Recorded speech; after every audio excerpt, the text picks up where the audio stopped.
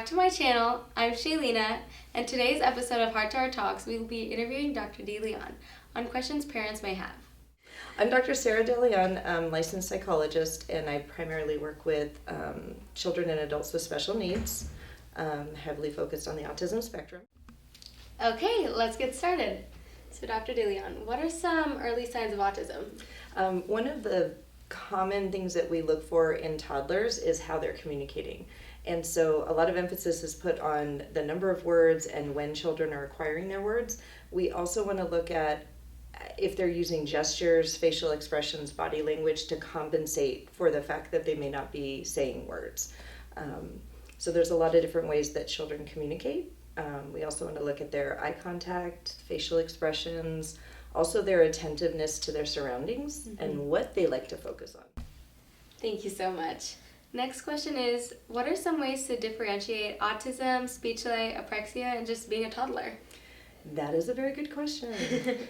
And when toddlers tantrum, a lot of times we kind of know why, and I think when kids have delays and if they are showing signs of being on the spectrum, the reasons for the tantrum are very, very confusing. And so a lot of times parents will feel overwhelmed, and sometimes that before a diagnosis is a good barometer.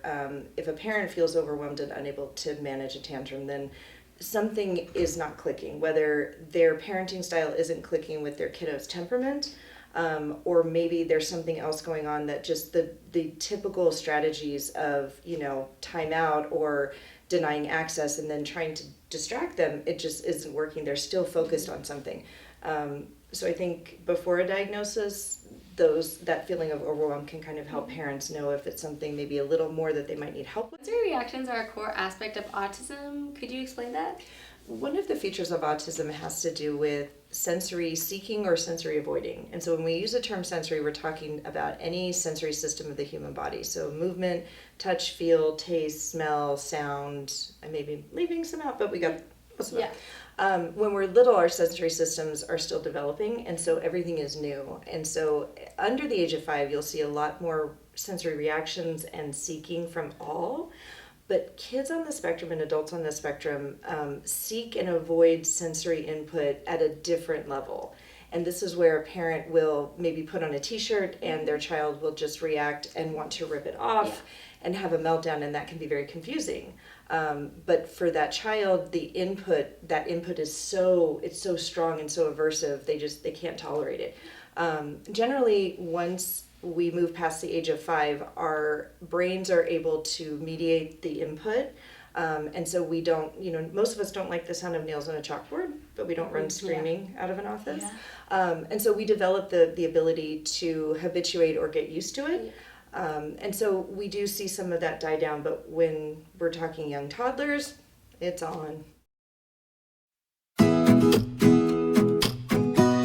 Everybody's got a different cup. And I will have kids that I assess and I ask them point blank, do you want friends? And they say no.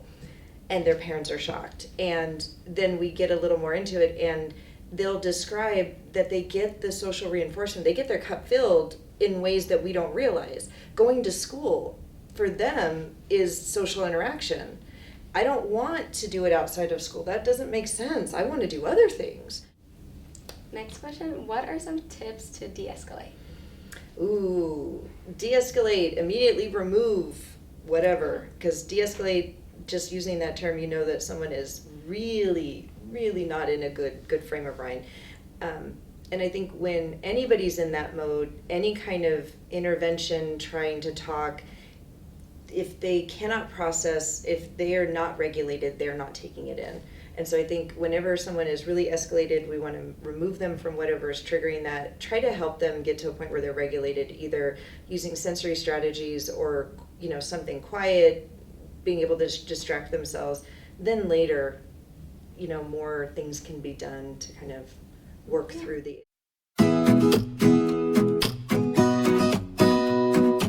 When we're talking about toddlers and young children and they're learning their words, there's a point where they can label everything in the world, right?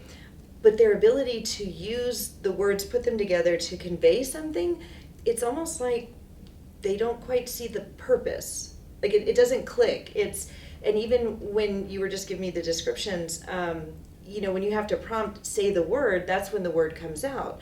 Up until then, we're using whatever method is the easiest. So if it's hard to say a word, I'm just gonna point. Yeah. I don't need to do all of it. Yeah. If you know what I'm pointing at, then you know what I need. Yeah. Right? That's very true. So I think there's at some point they have to reach the stage developmentally where they get the reason for the language. That it's not just someone trying to hound them and just say I want, like robotic. What's interesting is reading accounts from other people who are neurodiverse or identify as being on the spectrum. I remember reading one account, and he was 16. He said he learned to talk twice in his life, once at 6 and once at 12.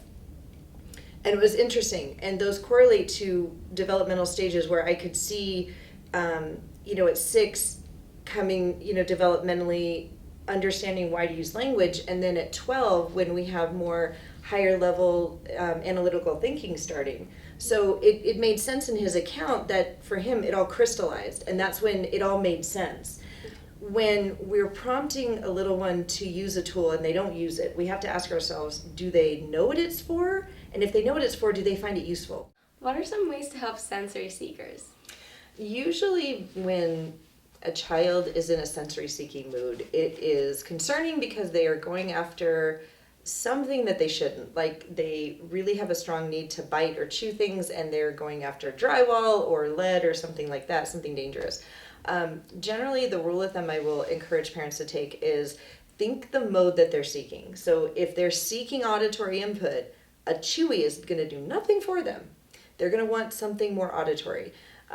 So if they're chewing something that is dangerous, find something that's more acceptable but a similar texture. So as much as you can replace it, that's usually, because you can't really, the sensory need has to be fulfilled. So Hitting, biting, trying to escape are some common behaviors for autistic kids. Do you have any tips for caregivers, parents trying to navigate it on a daily basis? They say preventing is easier, but it's not always the case. I think that is probably one of the biggest stressors that parents face, because there's so many unknowns in our daily lives, and their children really crave things to stay the same. And I think parents will drive themselves crazy and be in a full-blown panic attack if they stress about that too much. If your child's hurting themselves, that's one thing. It is more than anything, parents need to try. They have to try and stay calm. Yeah. They have to try and get support, because when you feel like you're by yourself and you are the one dealing with the tantrum, it is very overwhelming. The tantrums don't last forever. Mm-hmm. All kids do have them. But they happen for different reasons. And so one of the things is to try and understand ways that your child likes to be soothed, things that are kind of your go-tos, maybe try some new techniques. Those are some things that can help. Okay. So next question, how do you define overstimulation? When anyone loses their gourd because of something that's external, or maybe even internal, but too much noise. Sometimes it's a combination of things, and so it could be being in a crowded room with the lights, and so everybody has kind of an Achilles heel. Some people are more sensitive to sound, maybe touch, and so knowing really strong triggers can help people kind of navigate being overstimulated. Generally with being overstimulated, avoid getting away from it as soon as possible usually helps people regulate. It's really hard to breathe yourself out of the fight or flight. And when someone is overstimulated, that sensory is right at your fight or flight. That is what's getting activated, and you can't just sit there and go, yes, I'm going to calm down. Not when I feel like I'm going to die. So you need to get me out of here. I need to feel safe, and then we can work on getting regulated. What are some tips for siblings of autistic kids? I think one of the things I notice a lot is siblings really struggle with the perceived lack of attention, that their sibling is somehow, more special, or they're getting more attention, and somehow that can create negative feelings in siblings.